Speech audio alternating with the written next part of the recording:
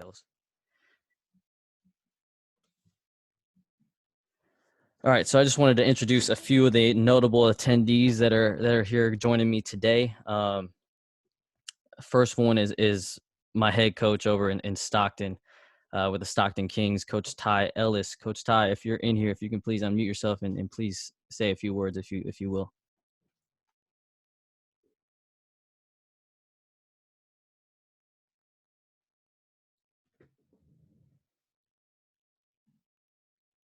Coach Ty, I know you're in here. I saw your thing. Let me see. Oh, there we go. There we go.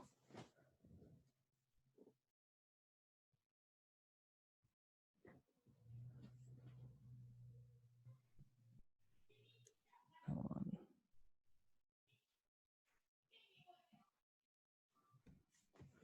All right.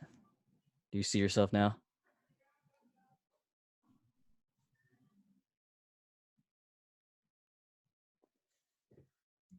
All right, Coach Ty, you're good to go. All right, man. First and foremost, man, I want to give all the big shout out to Kyle. I'm not sure if Kyle told you guys his story, but I'll leave that for him.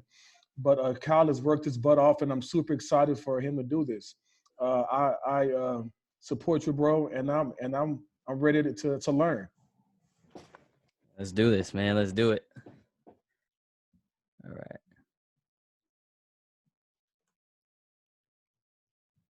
Second one is going to be Oliver, sports code consultant, big guy that I learned a lot from in terms of output windows, which we'll go into more in depth later, as well as Ben. If Oliver and Ben, who are both out of the country and it's like late where they're at, so if they could please say a few words as well, introduce themselves. I'll go first. It's not too late here. It's actually about 10:30 in the morning on a Saturday in Christchurch, New Zealand at the moment. I just want to double what Ty said. Big thanks to Kyle for setting this up. I recognise quite a few names in the chat, so it's really cool to talk to all of you and hope to learn as much from you guys as hopefully you can from me. And I'll jump in on the back. I'm definitely the one with the late one, just before midnight. But yeah, like Oliver, I'm a sports code consultant, been chatting to Kyle as well. And coming from a slightly different background, a little less basketball, but a big influence with some of the Hudl work that's gone on the last few years. So it's nice to see a little bit of a different experience from you guys. So looking forward to what Kyle's got for us. Awesome. All right. Hey, Kyle. Yeah. One thing that I want to let the attendees know, I get so many emails just like you do about job opportunities. And the one thing that I ask them, do you know sports code? And as soon as they say no, it's like they're automatically eliminated from the process. Right. And so for Cal to be doing this, I am so happy and so excited for it. So that's it. No, I that it's a crazy thing that they kind of, put you in almost a no pile, if you don't have this experience with this program. And this program is so expensive to even have for a season. We'll go into more in detail about that, but yeah, it's crazy expensive. So hopefully I can help spread some good words of encouragement to you as well. All right. Everybody can see my screen, right?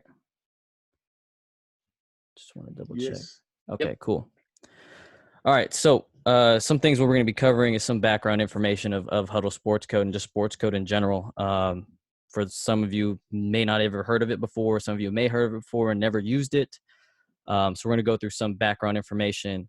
The difference between version 11 and Hudl Sportscode. So version 11 is what sports code used to be. It's going to be outdated as the years go on because the operating systems, it won't allow version 11 to continue and to be updated. So every team in the NBA, we just had a call on Monday with Hudl, with the Sacramento Kings, about how every team is going to be transitioning at some point within the next couple of years to Hudl Sportscode just because of the compatibility of it. It won't work with anything past Catalina. All right, for version 11, or sorry, for past Mojave. And then as we're going to talk about the basics, so something very, very basic from creating a code window. I'll have Ben and Oliver talk about creating an output window, because that is almost like a foreign language, even to me as someone who has taught sports code kind of to myself, and that's just a whole nother ballgame. So they're going to talk to you about the basics of that as well. And then utilizing the matrix. I know in Sacramento with the Kings, as well as in Stockton with our Kings, we use the matrix a lot, and it how well you label things goes all into the matrix, and it makes your job so easy if you label things correctly. And at the end, we'll have some time for Q&A, and I'll try and answer questions if there's any confusion along the way. Again, continue to bear with me. I'm not good with this Zoom thing, so if there's any questions or you need more clarification, please either raise your hand. I know there's a raise your hand option on here, or you can write in the chat as well, and I'll try and stay updated. All right. So some background information. So what does a video coordinator do? So in terms of a G League video coordinator, most of us, some of the organizations have interns or video coordinators, some don't. So with us, we don't have an intern for video coordinating. So all of my coding is done post game, or scout games are all done by me in advance. Whereas other organizations, some may have an intern that will live code, and live coding is exactly what it is. Like, you can code as the game is going along, which saves a lot of time. But essentially, video coordinator is in charge of all film duties in terms of breaking the film down, sitting down with all the assistant coaches and the head coach to put a plan together with whoever scout it is, and you make an edit to show the team that's concise and to the point, that will get the point across through video.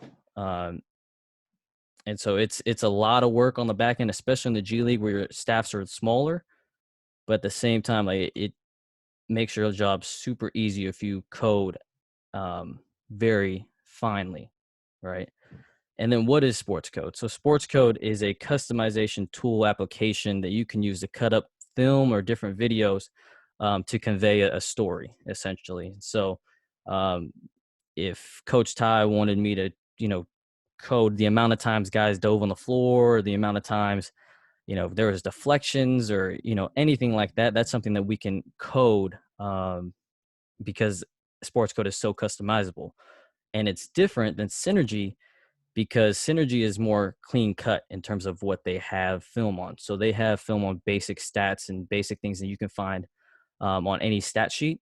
Whereas sports code, you can then code your plays, your different play sets, your different, really anything. And so sports code gives you that capability to customize what you want to code and label.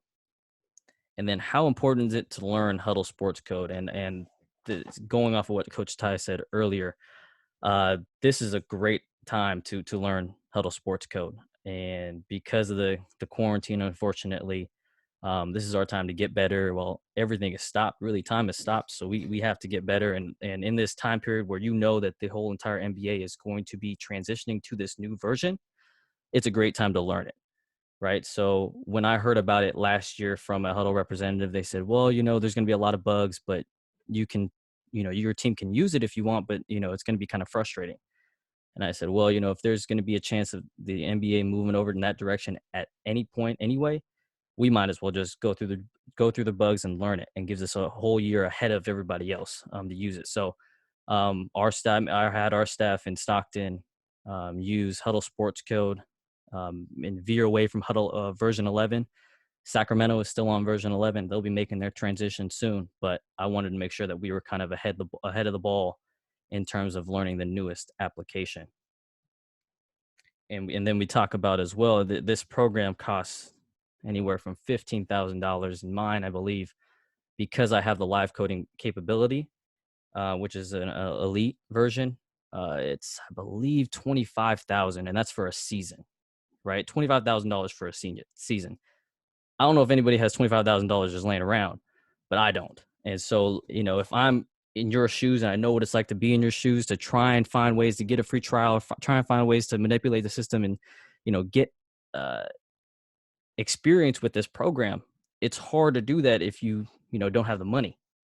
And if this is something that's a requirement for you to get a job in the NBA and get a job, at any professional level, it's kind of a cheat. It's really, you've got to know who, it's really a who business. But if you're allowed to find seminars like this that'll help you teach and help you learn the things before you get the free trial, or before you get experience with it hands-on, that might expedite the use of it.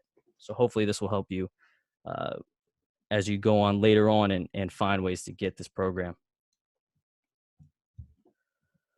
So the differences, version 11 and Hudl Sportscode, the first thing off the bat, right, is the logo difference and the updated interface. So the interface of Hudl Sportscode is more of like a dark mode version, whereas version 11 is very old school looking and it looks not as new, right, which is obvious.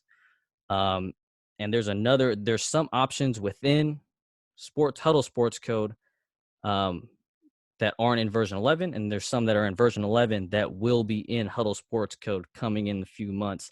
July 1st, I was told there was going to be a huge update. So some of the capabilities that you're used to, if some of those of you who have used Hudl or used version 11 before, if you're transitioning over to Hudl Sportscode and you download it tonight and you realize that some of these usual hotkeys or buttons aren't working, it's because it is going to be on the next update.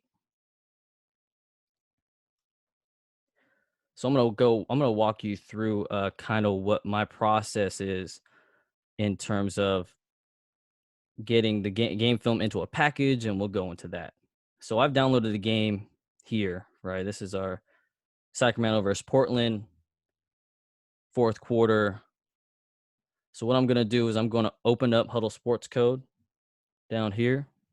Nothing will pop up. In the version 11, you would go to new and then timeline. In Hudl Sportscode, you are now going to go to new and import. So import is the new home for all video, right? So import video, and here you'll select wherever your video is. If you were to download it from a third-party site or somewhere that may not be so reliable and there may be some issues with it, you can always transcode it into a sports code version right here, which is copy into package and transcode. But if you get it from a known place, whether it's from the arena feed or from anywhere else, you can just move it right into a package. So a package, then you can save onto your desktop, and that makes it compatible to open into Hudl Sportscode, right? And then this timeline will open up. First things off the bat, again, you notice that unlike in version 11, right, it's a dark mode sort of look. You've got your matrix button to the right instead of in the middle, right? So that's the first thing off the bat, is those things. You've got different ways to edit now with Hudl Sportscode. And so let's make a code window. So I'm going to go to File, New, Code Window. So this code window is like the video coordinator's best friend right here, right? This thing is going to teach you how to, or it's going to show you what to label, how to code, and everything. So codes and labels are two different things, right? Codes are kind of taking instances in time, right? Whereas labels are labeling those instances in time. So primarily you're going to have not as many buttons or codes as you would labels, at least for us, especially in with Sacramento and Stockton. We use a lot of labels and not as many buttons, right? So buttons would be kind of like offensive clips, defensive clips, player minutes would be a button.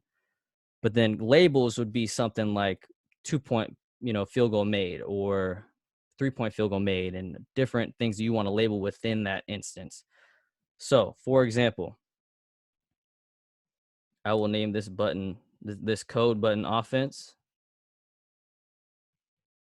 And I'll make another one for defense, right? Now, if I want these things to turn off as I turn the other one on, I'm going to set what's called a deactivation link, right? So deactivation link would be defense, and my defense deactivation link would be offense. So anytime I hit offense, the defense would turn off. Anytime I hit defense, the offense would turn off, and vice versa, right? And let's say this label is good, right? And we make another one that's bad. So we're just going to label clips that we think are good and bad as we go.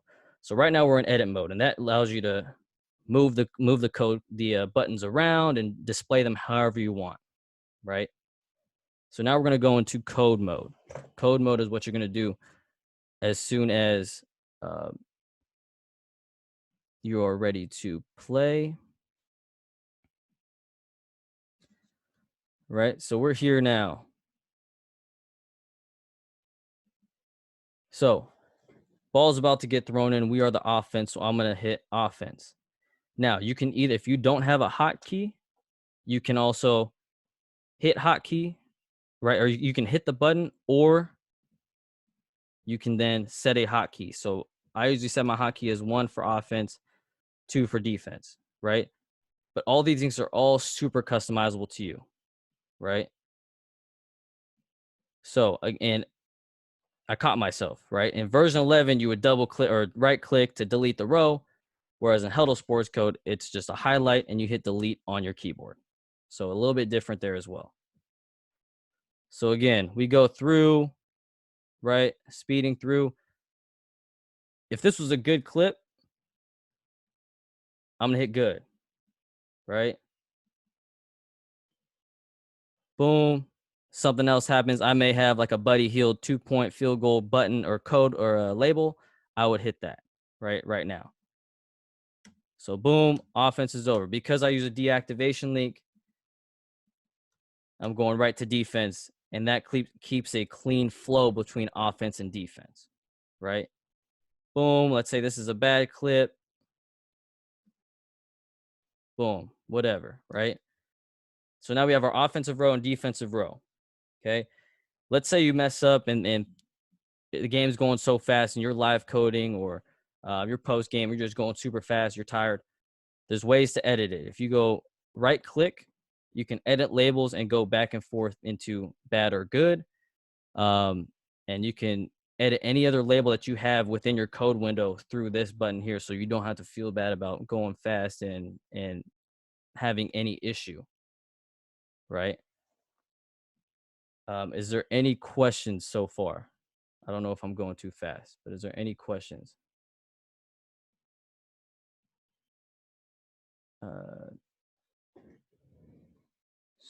So as we coded here, these two good and bad, right?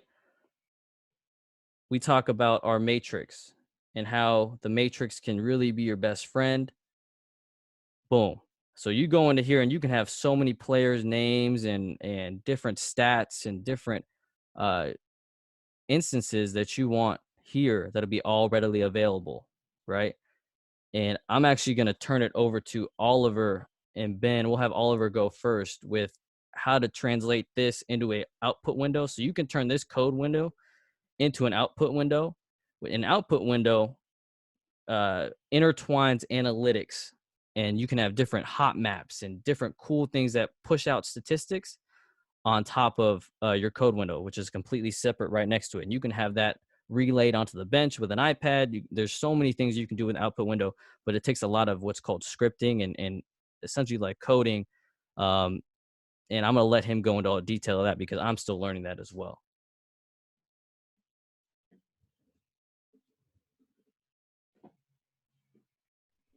And yes, so the old sports code, anything you have in the old sports code, you can then drag it to the new sports code logo and it'll convert it automatically so you won't lose any information. So Oliver, go ahead and you can take it away here. Right, so I'm going to start sharing my screen. Hopefully you can all see that. Perfect.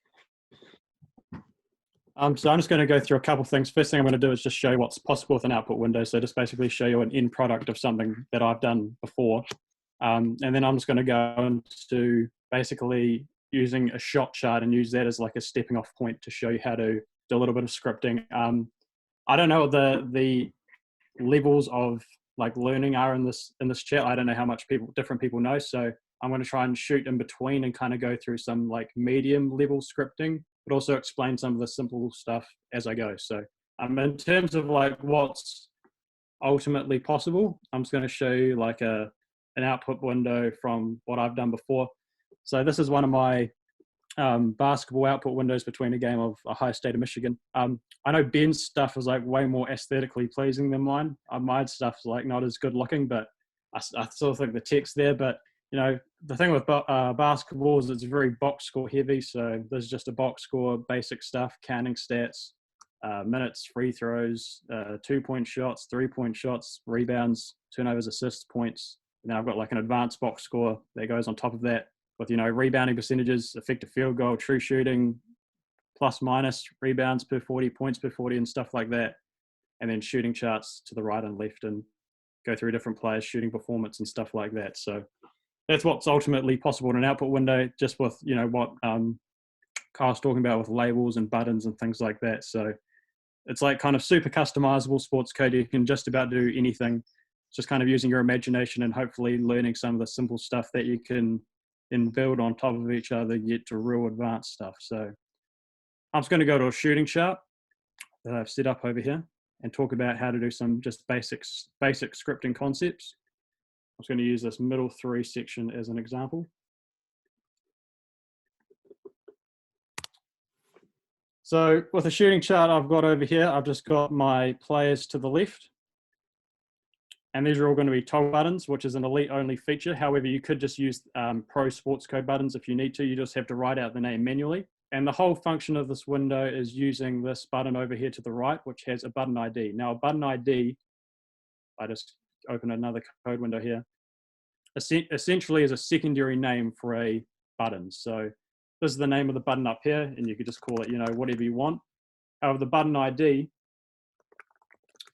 if you could change this name to whatever it could be, you know, you could change it to like Kyle, you could change it to John, whatever. The button ID is always going to stay the same. So no matter what you change this main name to, the button ID is always going to be able to be used as a reference. So you can, like, you know, always use it in coding. You can change this name, whatever, to whatever you want, and you can always get the same kind of results by using a whole bunch of different shortcuts. So that's what I'm using with here. So the concept is that whenever I press a button over here, this is going to change to that name by using these button IDs. So it's going to read whatever names in player 01, whatever names in player 03, and then this name is going to stay consistent. The button ID is always going to be player, and the name's always just going to change on top of that. So it's going to be Muhammad, Washington, Wesson, Young, Liddell, but the button ID player is always going to stay the same. So no matter what.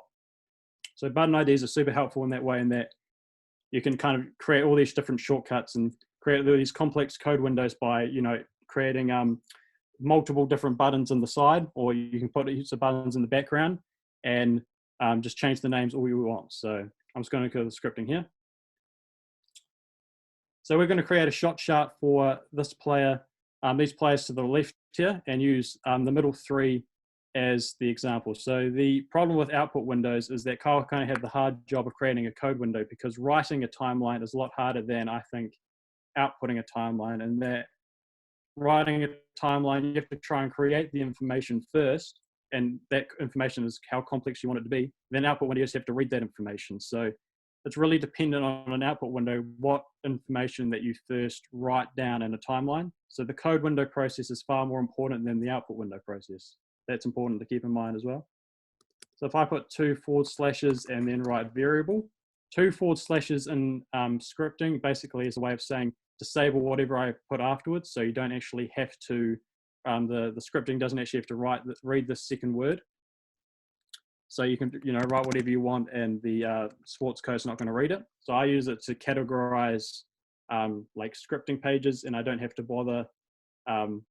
Like if I try and go back and change something, I don't have to like search like multiple lines of script. I can just read what I've put here. So I've got like variable and then colors under that, and like segment it that way. $sign means variable. I'm just going to put player equals button name player. And what that's doing is that's reading that button over here, that button ID. It's reading that button name player. So whatever button I put in there, it's going to read that name of that button. I'm going to create a new segment called count. Now, since it's creating a shot chart, I want both. If I create, like, if I see another example over here, I want the number divided by the number and then a percentage after that. So that's what I'm ideally trying to get, and then have these colors script read whatever percentage I get and output a color showing the success of the shooting from that percentage. So, or that location. So that's what I'm trying to get in this middle three. So I'm going to create a made equals count. I'm going to put my location again. The location is whatever you script into your code window. So you're going to make sure that you script, you code the right thing so that you can then read it later in the output window. So count middle three, and then you've got to put obviously what made shot. So made, put label made three where row equals player.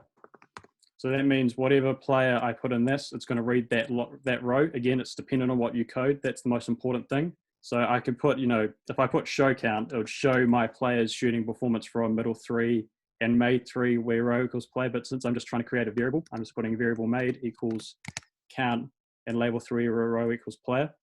Also, I'll put this output window in the chat as a file that you guys can download after I've done this, by the way. So if any of this goes over your head, I'll put it in the chat so you can have a copy of it and you can reference it back afterwards if you ever need to. So don't worry about that. So I created my made. Now I've got to create a total. So count, again, middle three. And now, since I'm just trying to get all the shots that a player took from this location, I don't actually need to put count middle three and label made three and labeled miss three, just because I know that he can only take one certain type of shot. He can only take a 3-point shot from over this side in this specific location. So I just need to put count middle three where row equals player. So I've got all the shots that he made from this location. Then I've got all the shots he just made generally from this location. Then I need to put show. So now I'm going to put what I want this stat to show. So now what I do is I put show, because I'm trying to show something. So show made plus the logo that you put, whatever that thing is there, / plus total. Then I'm going to put plus. Actually, I'll come back up here and I'm going to make a percentage because it'll be a lot easier in the scripting. So I've got to create a percentage for these two things so I can have my final percentage button over here. So percentage equals round, because I want to round the number down. I don't want like 1,000 decimal points if that's what it comes to. So round. I want to create 3 brackets because there's going to be 3 different equations within this line of script. So round made divided by total. That's just your general percentage equation. You take the dependent and divide it by the total times 100. That creates a more rounded number, so it's easier to understand. It's not just a 0 point whatever. And then I'm going to put comma 1. And that's going to round this number to 1 decimal point. So again, I don't want to have 10,000 different decimal points that go on forever. I just want to round it down to 1 decimal point. Plus quotation marks. I want to put a percentage button after that so we know it's percentage. So then I can come back down here. Plus, I'll create a little gap.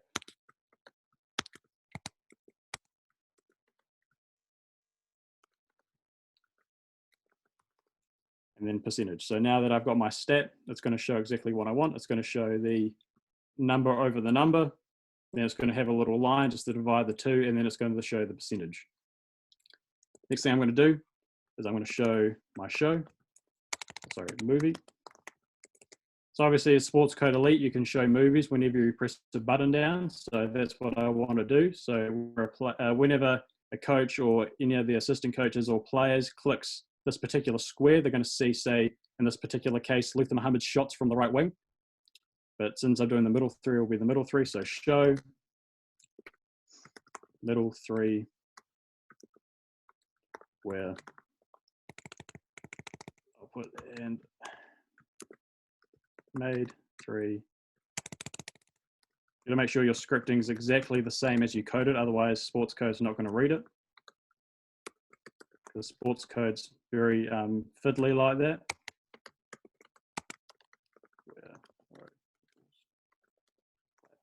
So now that's basically the entirety of my scripting. So I've got my identifying the button that's in this location over here, the count. So I've identified the made shots from this location and all the shots from this location. I've created a percentage with those two numbers. I've now got to show what I want to show. And then I've got a movie so I can see and click and I can get all the clips. So hopefully this works. Otherwise it's going to be really embarrassing. Didn't work. So I've got to see why. This equals 0.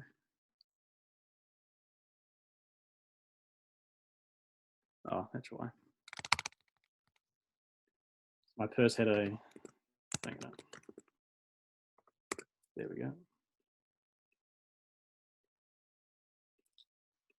There we go. So I've got all my shots, say from Caleb Wesson, 4 or 5, 80%. And if I click this number here, it's going to show me all 5 of those shots. So hopefully that didn't go all over your heads. I hopefully explained some simple scripting concepts. Again, I'll put this in the I'll put this exact example in the chat along with a bunch of other examples just in case, because I understand that scripting can be really hard to explain.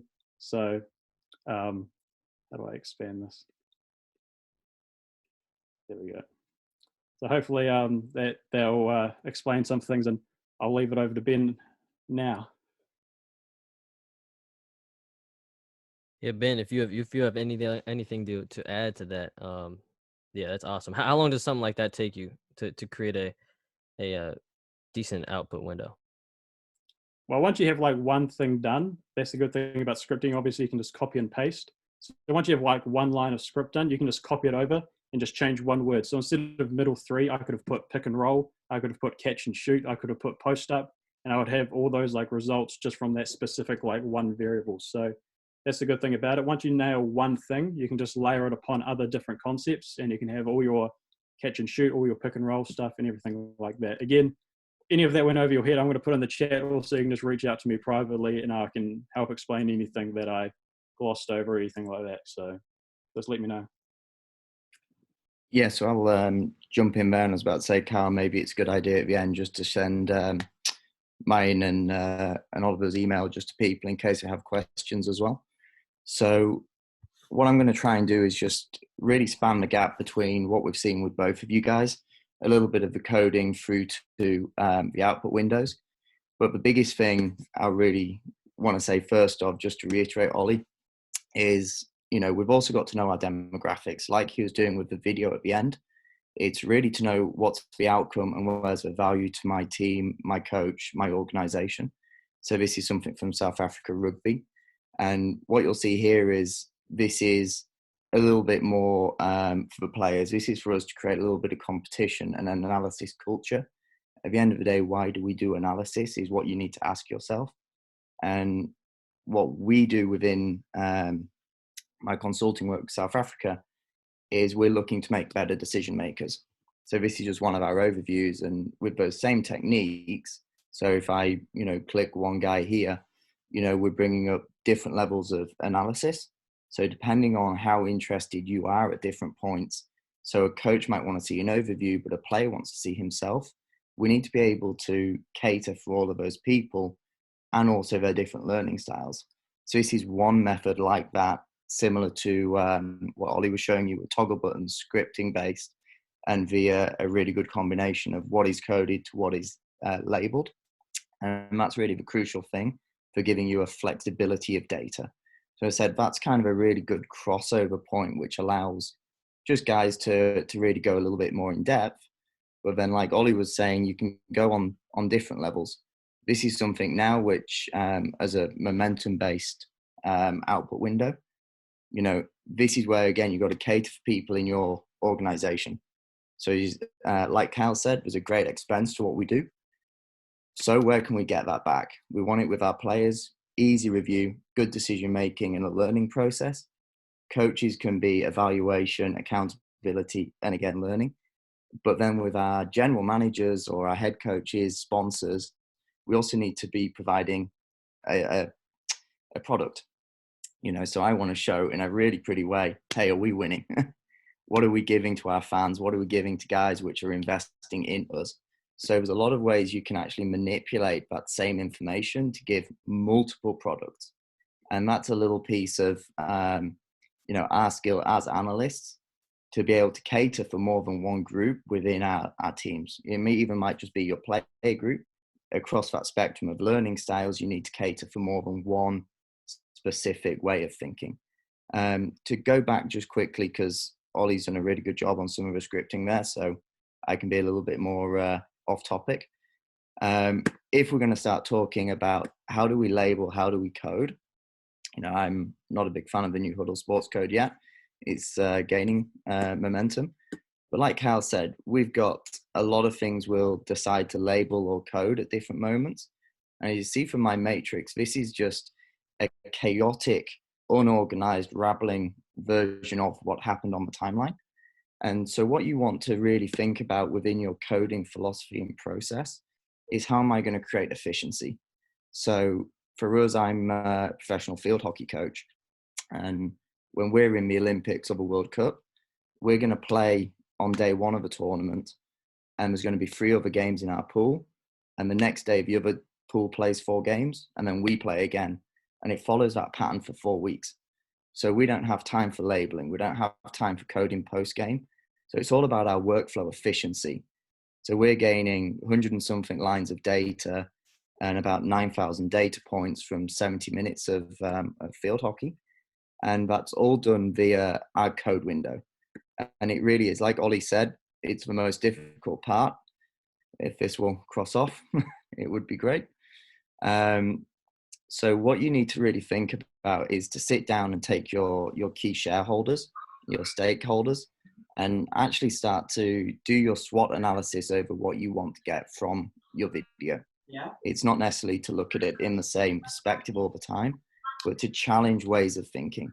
So what we're looking to do with that is we want to be able to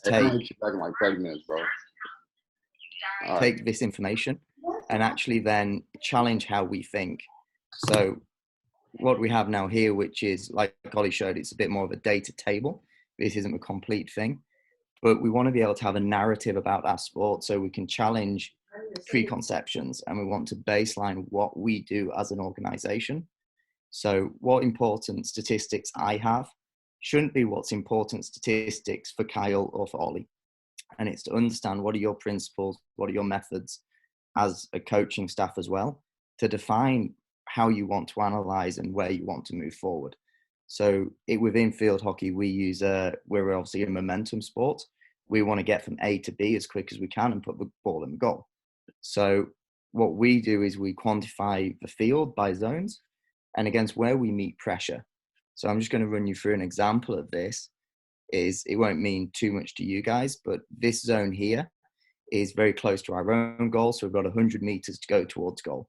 The story we want to know is, what do we do with the ball?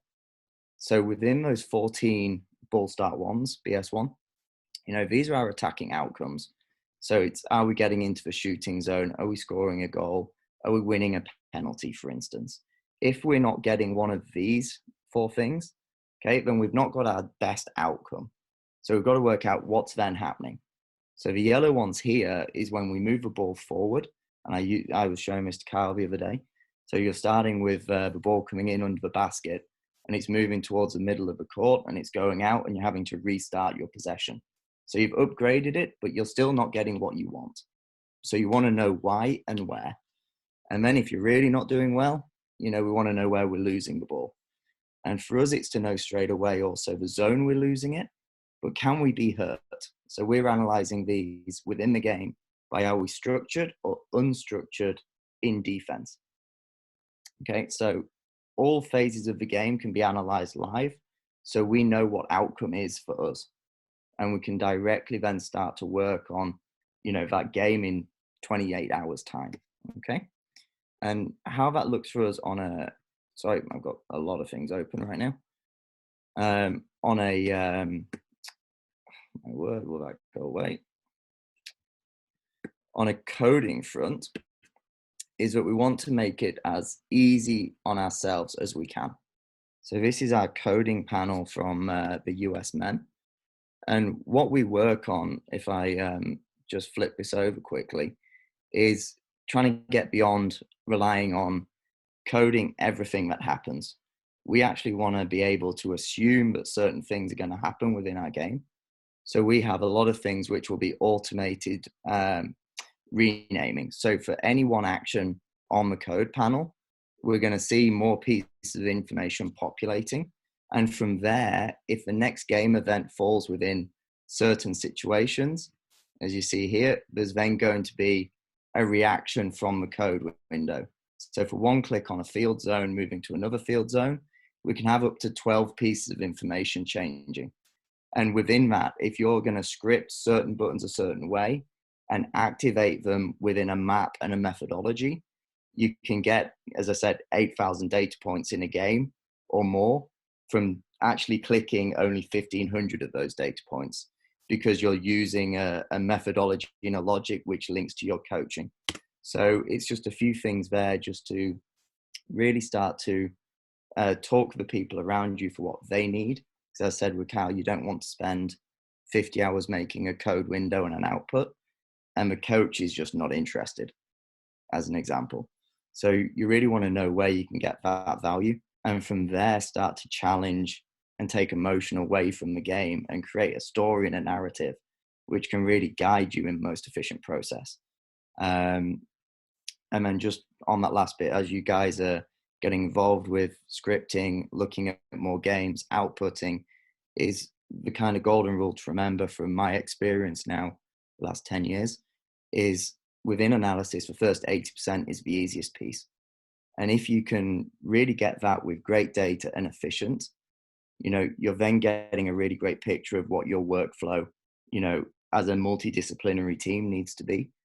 But you don't want to drive yourself crazy trying to find that last 20%. Because if you're wasting, or I say wasting, but if you're investing that extra 20% on those last details, you're probably missing something really super important in an everyday emotional or connection point with players or coaching staff, or how you communicate, where you can actually get much better results. So that's a little bit just from me, and obviously anything you guys want to talk about later on, feel free to connect with us. I said, Kyle, maybe a good idea to share mine and Oliver's details, so we can just keep good discussion going with you guys. So I'll throw that back to you guys. Absolutely. I will definitely put their email address. I'll spam that out. I'll spam them out in the group email. So let's go back to, okay.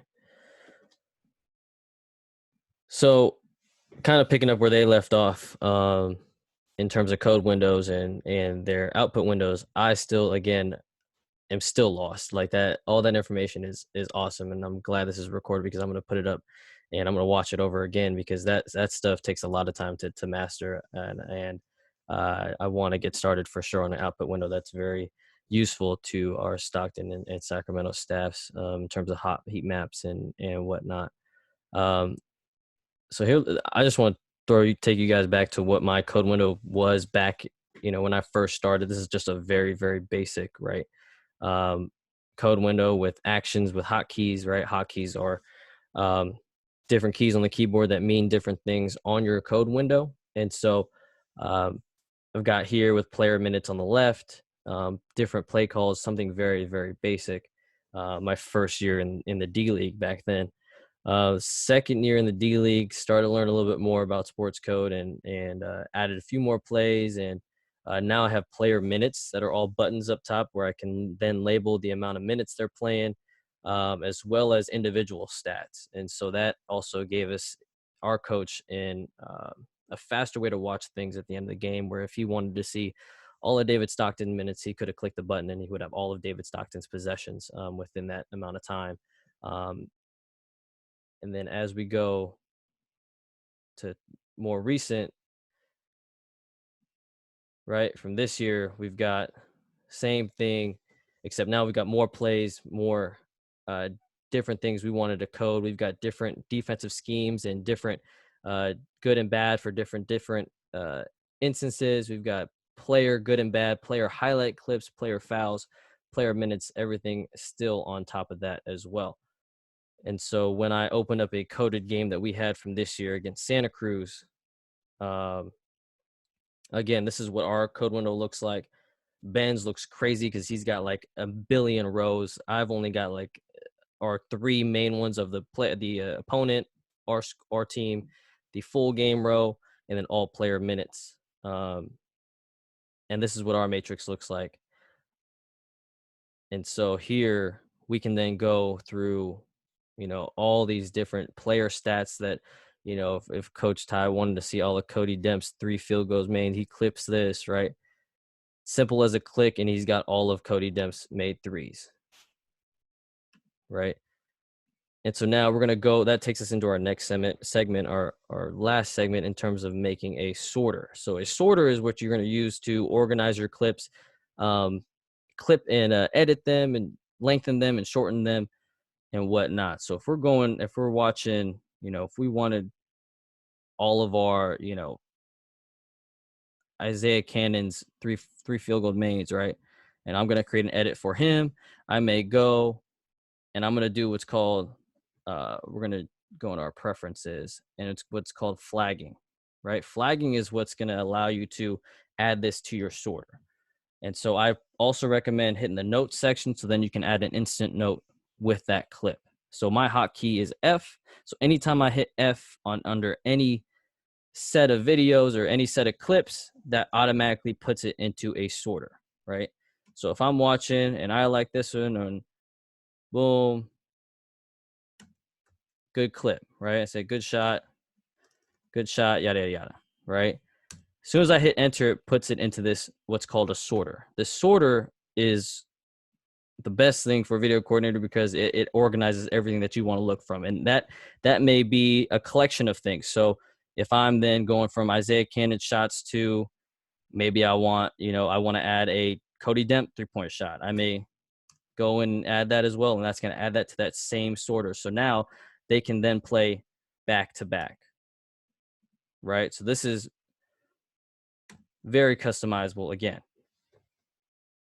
You can also add, now with Hudl Sportscode, you can also insert a slide directly to here via Keynote, PowerPoint, and they don't have to be a certain size. Hudl Sportscode will then automatically put the image that will fit the screen, so you don't have to make your screen a certain resolution size or a certain screen size when you're making your title. Or you can go right into here and create a title straight from this black screen here, right? So you can do something like that as well.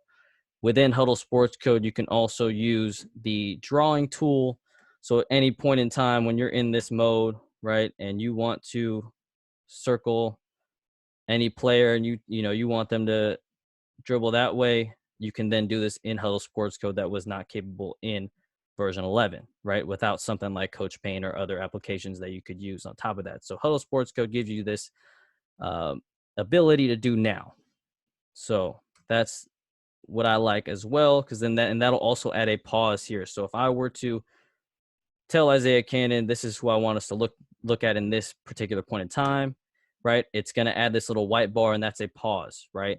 So as we show the clip, it'll pause, and until I start the clip again, right, it'll stop there. So then we can make a point about certain positions and where their feet should be and where their help should be, and so on and so forth. So there's a little bit more going on here in terms of this editing part of it. In terms of clips, some of you are used to using the Control-I, Control-O to lengthen the end or shorten both ends. In Hudl Sportscode, you now have this capability right here to then shorten or even lengthen both the front end or the back end with a little dragging tool. Some hate it, some love it. I like it because it's a little bit faster for me. And then you have your presentation tool right here, right? So then you can go on. They are working on getting these label names, being able to change so you can add different names to it. So if you wanted different rows to be named different things, you can then label it at that point. Another thing that I love about Hudl Sportscode is the ability now to create a standalone sorter, right? So sorters back in version 11 will always reference sorters. So you would have to always have the timeline connected to it, right? Within the same folder or package, and they would always have to travel them together. Whereas in this one, you can then create a standalone, and that will make essentially a database of just those clips. So then you can send just the sorter out, and that'll be done with it. You don't need to have the original, what we call timeline with it, right? And with that, it saves a lot of time. And especially if you're doing stuff with, if we're doing stuff with the scouts for Sacramento and they're in Milwaukee for one night and we don't want to send this big, huge file, whether it's a database or whether it's undatabased timeline, and we want a smaller file, we can just send them the sorter, and that'll make everything a lot easier in terms of the transfer. I think that's it that I have for right now. Does anyone have any questions? How long does it take you to code post game?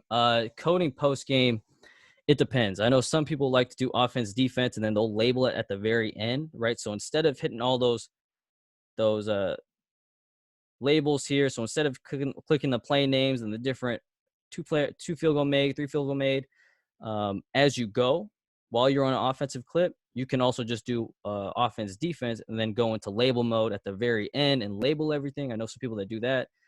I think it's slower, but if I were to do it all in one sitting, it may take me just about as long as the game. So about 2.5 hours to get it completely coded, just because I want to make sure I label everything. So if Coach Ty wakes up one morning and he's like, you know what, I want all of Eric Mika's offensive rebounds on top of his, missed shots and all the plays that are included within pistol or, whatever, and make sure I have that readily available. And I make sure my code window is capable of giving me that information at a touch of a button. Yes. Did I go over the sorter for you enough? Do you want me to go more in depth of it, Royce? And then will this all be recorded and downloadable? As of right now, I'm hoping this recording works. Tried it. I clicked it. So it should be able, I'm going to try and put it up on YouTube so you guys can view it thereafter as well. So hopefully we'll have more capability to look over it again, especially for that scripting part. I'm definitely going to have to look it over. Hey, Kyle, I had a quick question. Yeah. Can you hear me? Yeah. So in Hudl Sportscode and the sorter, if you bring up the text on the video, is there a way to get rid of certain column text? Yes. Like in Sportscode, because I haven't been able to figure that out yet. Yeah. So if you go to Sportscode and preferences and you go up to instance text, you can then show or deny certain ones. If you're talking about within, right, hold on, let me. So if you're talking about like these different rows, if you wanted to, you can click columns and then you can hide them this way as well. Okay. But so if you put the text on the clip though, correct. So like if you wanted your instance notes on the clip, like when I do that, those rows are still showing up. It'll be like, offense 35. Yeah. So if you go up to preferences, you should be able to take off all these labels and all these codes, because the code is probably what's showing up, right? Because that's my offense full game down here, and then my labels are all these different things. Yeah, that's perfect. Down here that I've. So if you unclick those and just click instant note, you should be good to go. All right, thanks, man. Yeah. No, and also, Sean, I've been talking to. I actually had the same problem, and I was talking with Hudl about it, and they said it's a bug that they're actually working on for the update. So. Okay. So it's something that they're working on to get back to full functionality as the old sports code. All right. Perfect. Thanks. Yeah, and there's another thing that if you guys some of you guys have sports code, so you guys may be a little more up to date. So the database will look like a timeline, I've heard, with the new Hudl Sports Code, and so that's not readily available as of right now. So if you were to try and make a database out of these, it'll make it look like a sorter. And so just giving you a heads up that it should look like a timeline at some point in time within July. Excuse me, Kyle. Can you hear me? This is Royce. Yeah. My question was, can you review the sorter ability again on sport code? Or yeah. So what part of the sorter are you kind of confused about? I'm kind of confused about when we get to the purposes and the flagging. So after you flag, go ahead. Yeah. So flagging is just your hotkey to signal different things. So I may have a flag, my flag for this may be all good clips, and I may make another one that's all bad clips, and that'll be, H or whatever. And so those will all go in the same sorter. So then I can just click 2 different buttons or 3 different buttons, however many buttons that'll save within that sorter, right? No matter how many games you have up, you can have a couple games up and it'll all go, as long as that sorter is open and active, it'll all be placed into that sorter. Okay. So if you go into all these, right, these clips here, boom, I like this one as a good one, and I'll go into another clip and I'm like, okay, this one's bad, so I'm gonna click my other flagging clip or other flagging hotkey and just put bad. Kyle Guy. Jeez. Bad Kyle Guy here, right? So now it's going to give me the flag name here and my other flag name here. So now all these sorters, the sorter will put all those clips that you have tagged and flagged into one little hub, if you will. Okay. Does that make sense? So instead of having to go through every clip, you can then pick and choose which ones you want to create an edit from. Oh, okay. I see. I just have one more question. I'm entering an internship with Oklahoma City Thunder, and we're working on a project, and they're saying that they won't use sport code as the application, but they're using another application called Spectrum. What's the difference between Spectrum and sport code? Do you have any idea about that? So Second Spectrum, I believe, is what you're talking about. Yes. Yeah. So Second Spectrum is kind of like, excuse me, sorry. Oh, you're fine. I got my dogs running around. Second Spectrum is kind of like the Synergy. It's kind of like Synergy, where it's a database of video clips where you can find different things. But Second Spectrum is kind of cool because it has more analytics within it. So it's a little bit different. So creating an edit on Second Spectrum is a little bit different. It's not customizable in terms of coding or anything like that. But if you wanted to talk to me after, I can kind of run you through that as well. Okay. All right. Thank you. It's just a little bit different. Oliver, I know there's a question for you. How crucial is it that everything you type in the output window matches the formatting of your coding windows? For example, if you put P/R and sports code calls it pick and roll, is it smart enough to pick up the difference? No, you have to do it exactly as you've done it in the code window. So you have to have the caps right. You have to have the spelling right. And I think Ben also mentioned you don't put any spaces anywhere where there shouldn't be spaces. So don't put like pick and roll space quotation marks, because then it won't pick that up either. So it has to be like perfectly exact as it is in the code window. Yeah, you won't believe how annoying when you finish making a code window and you've hit space at the end of the name of a code. And obviously on the timeline, it doesn't show that at all. So it messes with your whole scripting. So it's just small details. It's a logic-based system. So it will only read it how you design it. Perfect. How do you deal with missed and wrong coding, which causes discrepancy between official stats and sports code stats? I'm not 100% sure what you're talking about here. Oliver, Ben, you understand that question at all? So obviously I'll take it on the face value. If you're actually coding live, for instance, and so you need to stay up to date and you just know you've pressed the wrong thing. What I have is a foobar button. So I don't know if any of you watch Band of Brothers, but foobar is fucked up beyond all recognition. and it's just basically a code that blocks all labels for me. And I know that period I need to go back and just check it and fix it afterwards. Yeah. Yeah. I'll usually sometimes I'll edit.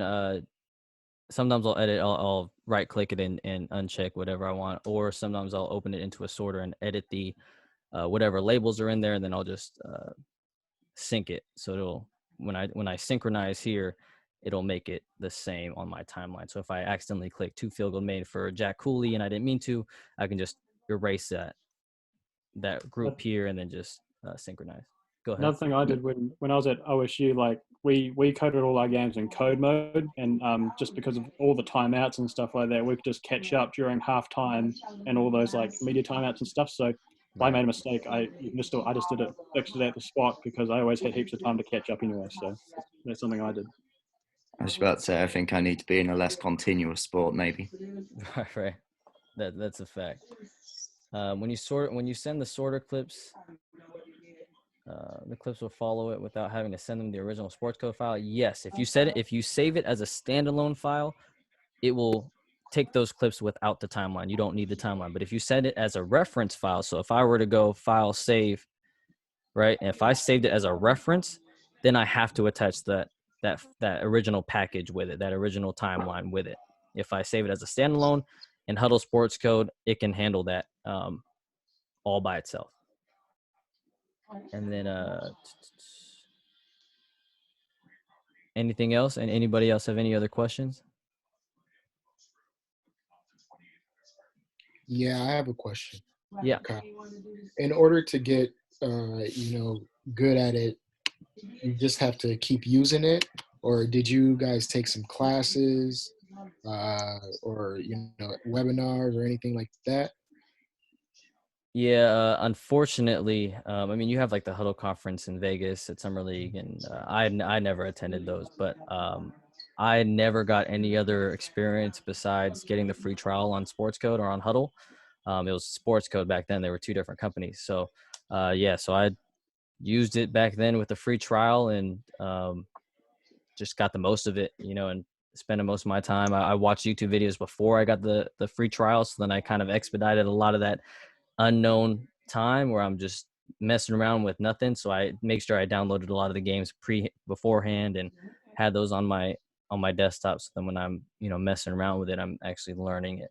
But yeah, it's not rocket science, but the only way to really learn it is to just do it. And unfortunately, there's no other way to get it, that's easily accessible. I know like Sports Management Worldwide has a Synergy class, which I did take, and you have access to Synergy in that way. But Sportscode, unfortunately, because of how expensive it is, there's, at least from my knowledge, there's no way to get experience with it without having it. So they do. They have set up the Hudl Academy now, which is accessible online. That is a pretty new product, but really it's not a bad thing to self-learn, because it is such a blank canvas software. Right. And it is about how you will interpret, how you work with your team and how you want your workflow to be. So just because, you've seen what I do or what Ollie does or what Kyle does, doesn't mean that's right for you anyway. So to do it your own way gives you full control and full knowledge of how you need to manipulate things as well. Thank you. Hey, Nish. Yeah.